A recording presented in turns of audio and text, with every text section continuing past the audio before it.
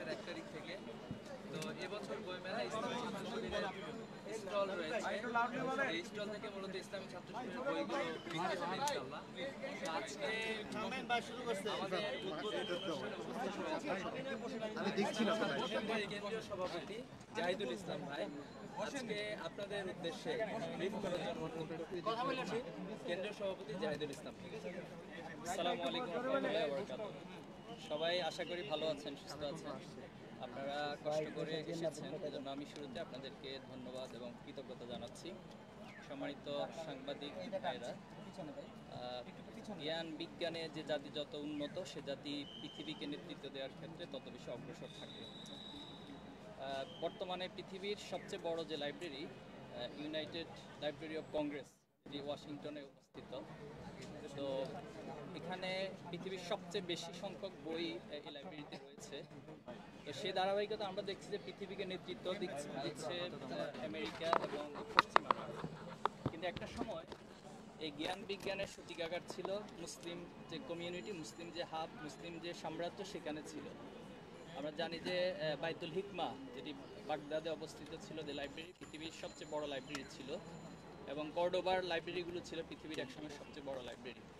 কিন্তু একটা পর্যায়ে এসে মুসলমানরা সেই জ্ঞানগুলোকে নিজেদের মধ্যে আমরা রাখতে পারিনি, এবং সেই জ্ঞানকে হারানোর ফলে আজকে সারা বিশ্বে মুসলমানরা নির্যাতিত, নিপীড়িত এবং ইনফেরিয়র একটি জাতিতে পরিণত হয়েছে। তা আমরা মনে করি এই জ্ঞান বিজ্ঞানকে যদি পুনরুদ্ধার করা যায় এবং মুসলিম নেতৃত্বের মধ্য দিয়ে যদি আমরা এই জ্ঞানের চর্চাকে বাড়াতে পারি, তাহলে একটা পর্যায়ে ইসলাম এবং মুসলিম যে সাম্রাজ্য, সেটি পৃথিবীতে ন্যায়ের সাম্রাজ্য আবার প্রতিষ্ঠিত হবে। বইমেলার ইতিহাস আপনারা জানেন যে এটি সর্বপ্রথম নিউ ইয়র্কে 1802 সালে সর্বপ্রথম বইমেলা অনুষ্ঠিত হয়েছিল। আমাদের বাংলাদেশের প্রেক্ষাপটে আমি যতটুকু জানি যে 1965 সালে ঢাকা বিশ্ববিদ্যালয়ের কেন্দ্রীয় লাইব্রেরিতে প্রথম বইমেলার আনুষ্ঠানিক যাত্রা শুরু হয়, এবং 71 পরবর্তীতে 1972 সালে এই বাংলা একাডেমিতে মাত্র 32টি বই নিয়ে বইমেলার যাত্রা শুরু হয়, এবং সেটা 1982 সালে এসে আনুষ্ঠানিকভাবে আজকে যে বইমেলা সেটা চালু হয়েছে।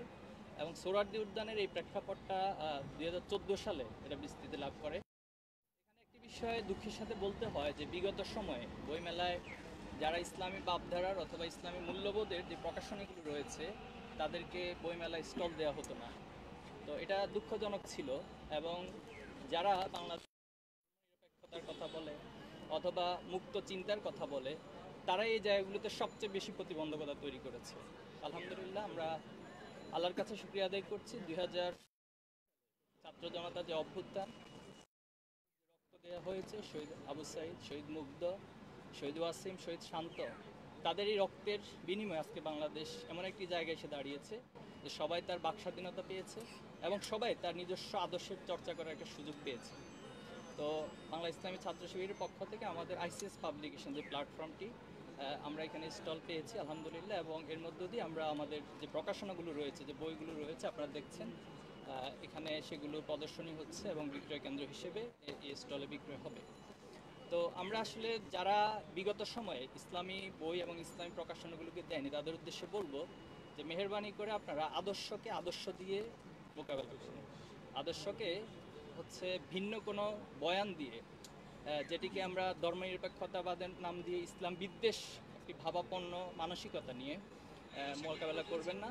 তো এই বাংলাদেশে 24-এর পরবর্তী বাংলাদেশে আমরা চাই যে সবাই তার চিন্তার স্বাধীনতা, সবাই তার মতের স্বাধীনতা, সবাই তার আদর্শের চর্চার স্বাধীনতা পাবে, এবং সেই ধারা ধরেই বাংলাদেশ একটি নতুন মাতৃকতা, নতুন একটি ডাইমেনশনে আমরা প্রবেশ করবো ইনশাল্লাহ।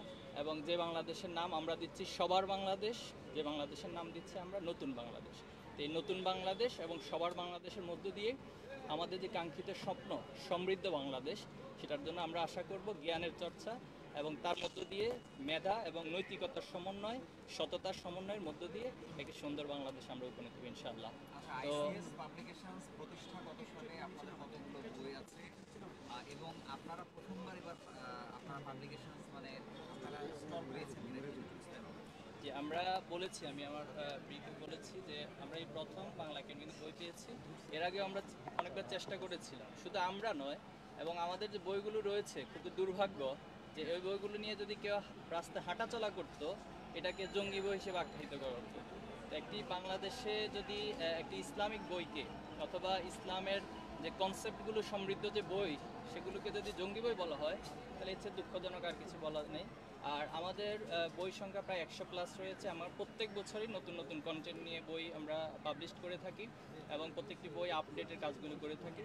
তো এবছরও আমাদের 2025 সালে বেশ কিছু নতুন বই আসবে ইনশাল্লাহ। আমরা আসলে সেটা আপনাদের সামনে মরদ উন্মোচন করব। এবার নতুন কোন কোন বই এসেছে এবং এটা কত সালে প্রতিষ্ঠিত এটা ইসলামী ছাত্র শিবির যখন প্রতিষ্ঠিত হয়েছিল তখনই আমাদের আইসিএস পাবলিকেশনের যাত্রা শুরু হয়েছিল এবং সে অবধি আমাদের কার্যক্রমগুলো চলমান রয়েছে। তো আমাদের এবছর নতুন করে যে 36শে জুলাই এই কেন্দ্রে কিছু বইয়ের কাজ চলমান আছে। আমরা চেষ্টা করব বইমেলা চলমান থাকবে সে বইগুলো পাবলিশ করার ইনশাআল্লাহ। আচ্ছা, আপনি বলছিলেন যে আদর্শ দিয়ে আপনি মোকাবেলা করার জন্য, তো এই জুলাই আমরা দেখছি যে মানে ইতিহাস নিয়ে বিভিন্ন ধরনের বয়ান তৈরি হচ্ছে। সেই ক্ষেত্রে আপনারা ইসলামিক বয়ান বা হচ্ছে এই টাইপের কিছু তৈরি করবেন? দেখুন, ইসলামিক বয়ান দিয়ে এখানে বয়ান না, এখানে তো সত্য বয়ান। তো সত্যটাই ইসলামেরই তো কনসেপ্ট, যে ইসলামের মধ্য দিয়েই সত্য প্রতিষ্ঠিত হয়। তো আমরা চাই যে আপনি যেটি আশঙ্কা প্রকাশ করেছেন বাংলাদেশে বিভিন্ন সময় ইতিহাসকে বিকৃতি করা অথবা ইতিহাসের একটা করাপ্টেড বয়ান তৈরি করা, তো আমরা চাই যে সেগুলো আর তৈরি না হোক এবং সত্য ইতিহাসগুলো। আপনারা জানেন যে আমরা 5ই আগস্টের পরবর্তীতেই স্মৃতি লিখন একটি প্রতিযোগিতা আমরা সারা দেশেই আয়োজন করেছিলাম। আলহামদুলিল্লাহ এখানে আমাদের প্রায় 3500 লেখা এসেছে। আপনাদের গাদারতে বলছি যে 3500 লেখা এসেছে।